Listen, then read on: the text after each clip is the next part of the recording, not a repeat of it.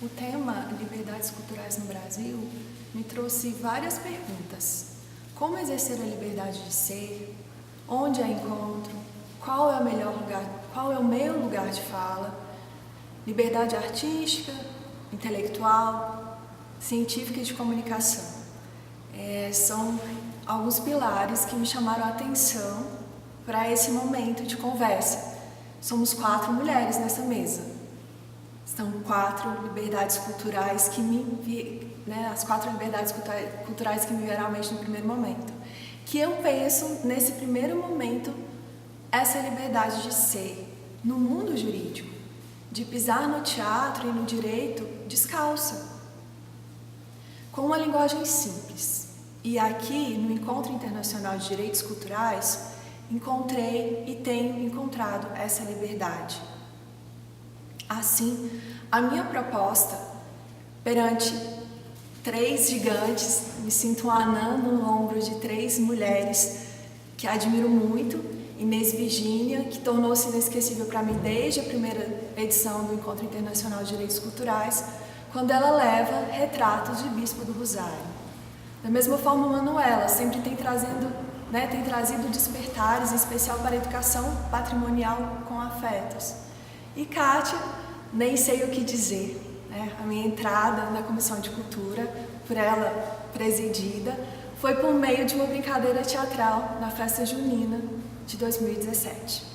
Então, a minha proposta é, com essa liberdade de estar com essas 3 mulheres, às quais eu me sinto à vontade, e no idioma mineirês é puxar conversa sobre histórias de liberdades que buscam sair do papel da consagrada Carta Maior, como está a nossa consagrada Constituição Federal de 88. Assim, o primeiro fio da meada que puxo é de algumas fotografias. O segundo fio da meada, possivelmente nós não teremos tempo agora, e proponho essas outras histórias trabalharmos no nosso debate. Então, o meu primeiro fio da meada é a partir de fotografias de artistas, ativistas, mães, mestras, ainda invisíveis nos livros, algumas mulheres comuns principalmente. Deixemos as fotografias nos guiar. A primeira delas, vestido de papel, mamãe. Início da década de 50. Ela, com seus 14 anos, na zona rural do interior mineiro, Maria de Oliveira Rodrigues. Eu mesma fiz um vestido. Nessa peça, eu lembro, éramos uma turminha. A gente fez um bailado em cima de um caminhão. O Adenil era um palhaço, a palhaçada eu esqueci. O vestido era de papel crepom, azul e rosa. O contexto da época, sabemos, é o circo-teatro, num período em que o texto teatral brasileiro estava começando a ter relevo, e é importante a gente observar que em 1945, a peça teatral Vestido de Noiva de Nelson Rodrigues, a partir dessa peça, a dramaturgia brasileira entrou no pacote da identidade nacional em plena era Vargas. O vestido de papel crepom, ele me leva para a minha infância. A mamãe foi quem me levou para o teatro. A mamãe foi minha primeira diretora teatral. Ela criava os roteiros, os figurinos, conduzia os ensaios, cuidava do repertório teatral, das festas, do dia das professoras. Professores eram poucos onde eu estudava. Além de ensaiar a meninada, ela subia no palco com suas amigas. Seus filhos, meus irmãos e marido sentiam-se envergonhados com aquela palhaçada das suas mães, das suas mulheres. Quantas mulheres dessa época tiveram a liberdade de se expressar artisticamente? Quantas tiveram a oportunidade de ter vivências artísticas na zona rural? Quantas mulheres dos anos 50 até o século atual da zona rural se expressam artisticamente? Segundo a fotografia, 28 mulheres e um homem, no Conservatório Dramático e Musical de São Paulo, em moldura, ao lado do ombro esquerdo de Mário de Andrade, Odete Machado Alamy, a primeira pianista diplomada do Triângulo Mineiro. Notável radionovelista brasileira, ainda pouco citada nos livros ou nas academias, com produção pulsante, principalmente nas décadas de 1940 e 1950. Temas feministas para combater o machismo, em especial o texto O Passado Voltou de 1960, eram abordados nos seus textos transmitidos em horário nobre da Rádio de São Paulo. Aborto, infanticídio, direitos femininos eram alguns dos tabus que a sua produção de radionovela tentava quebrar. Se na década de 60 ela já tratava de questões polêmicas para combater valores machistas, resta-nos uma profunda reflexão sobre o nosso momento atual. Odete casou-se na década de 30 com Alami Filho, que foi o advogado do clássico erro jurídico de Araguari. Eles se casaram, mudaram para Araguari. O casarão, eles se mudaram, então passaram-se os anos. O casarão onde eles moraram foi reconhecido em 1998 como Patrimônio Histórico de Araguari.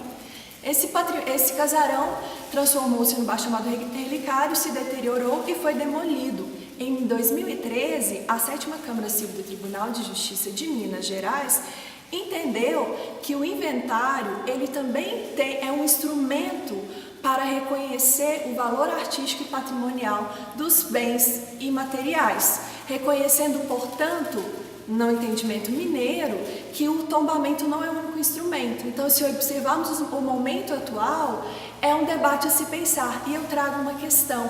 Nas motivações dessas decisões, eles diziam que, inclusive, aquela casa foi cenário do clássico filme, o caso dos Irmãos Naves. Aquela casa foi a casa do advogado, mas nas motivações não citavam a radionovelista. Será que no processo de tombamento eles lembraram dessa importante motivação?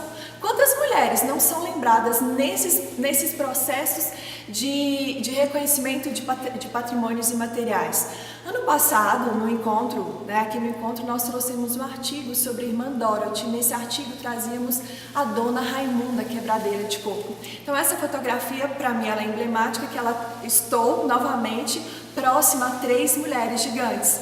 Maria Luísa Rodrigues, ela é uma grande ativista, militante contra o racismo em Imperatriz do Maranhão. As raízes dela, ela fica na ponte entre Maranhão e Tocantins, ali, na ponta da mesa, nós temos a Lília Diniz, que é uma filha de Quebradeira de Coco, Babaçu.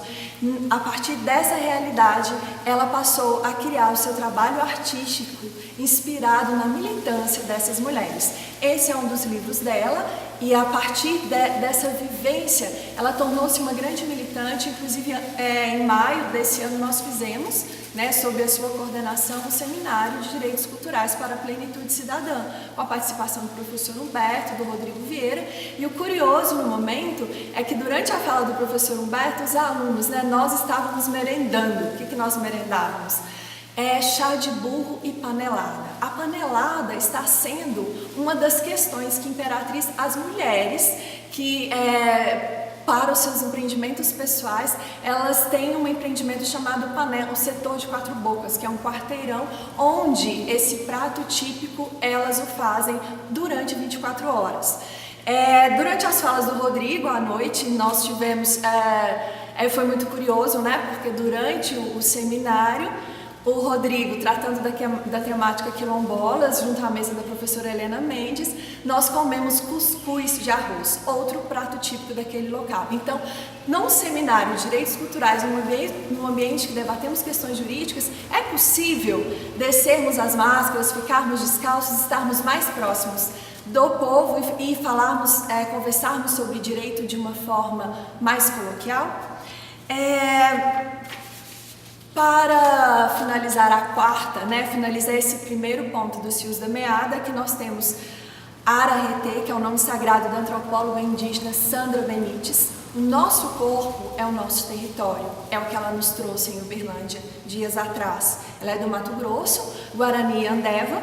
Ela inicia sua fala falando sobre as 305 etnias indígenas no Brasil, 274 línguas.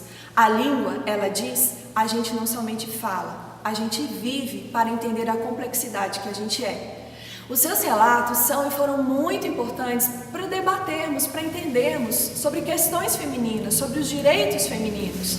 Ela diz sobre essa importância do autoconhecimento que o homem verdadeiro é o que sabe escutar, é tolerante. E ela pincelou sobre o aprendizado dos meninos na comunidade deles, que no período de menstruação das meninas, das irmãs, eles vivenciam, eles participam. para verificar, para perceberem que há as diferenças. Então ela comenta com a gente que ela é filha de Guarani Kaiowá, a mãe é Guarani Andeva e o pai seguiu a mãe. Então ela é Guarani Andeva por conta dessas questões, né? O homem segue a mulher. E se porventura, não sei se ela tem irmãos, mas se porventura os irmãos dela se casam, eles vão seguir as esposas. E ela nos diz, né? Os caciques antigos que tinham mais poder eram aqueles que tinham mais filhas. A filha, em Guarani, faz parte da carne do pai. O filho é um pedaço. É uma passagem linda, né, e profunda que eu acho que dispensa comentários, deixo para as nossas reflexões. Alguns outros exemplos eu trouxe e quem sabe a gente tem a oportunidade de puxar esse segundo fio da meada no próximo momento.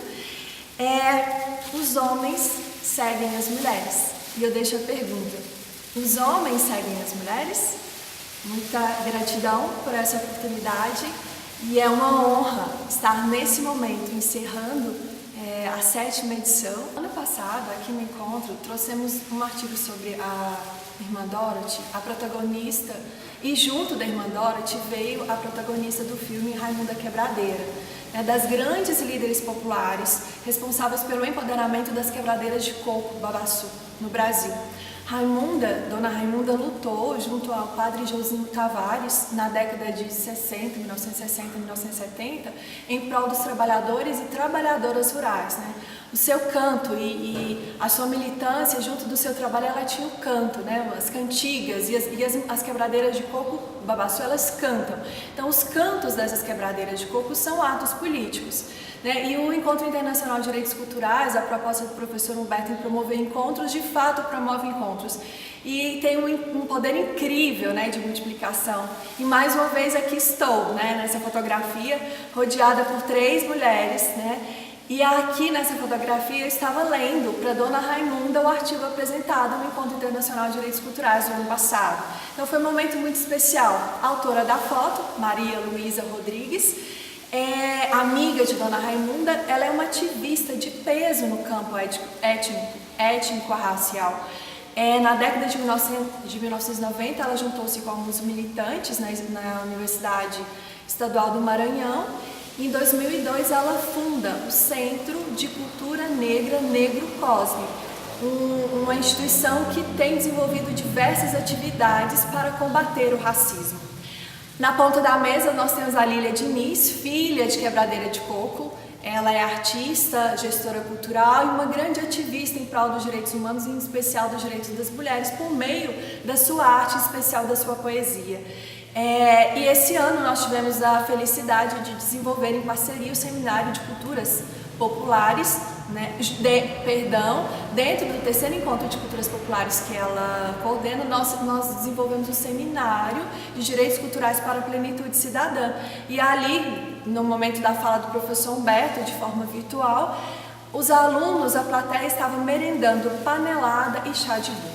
E à noite, durante a fala do Rodrigo Vieira, foi servido, né, durante aquele momento de trocas e discussões, cuscuz de arroz.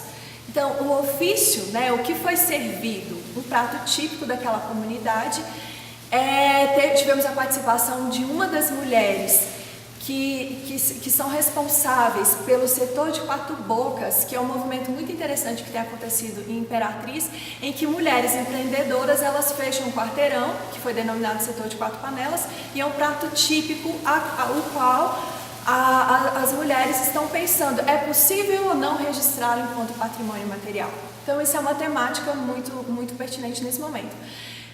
Do lado externo da casa da Dona Raimunda, nessa próxima fotografia, sob uma jacarandá frondosa, ela construiu um memorial em 2006, né? E ao lado do caderno de visitas tem um livro gordo.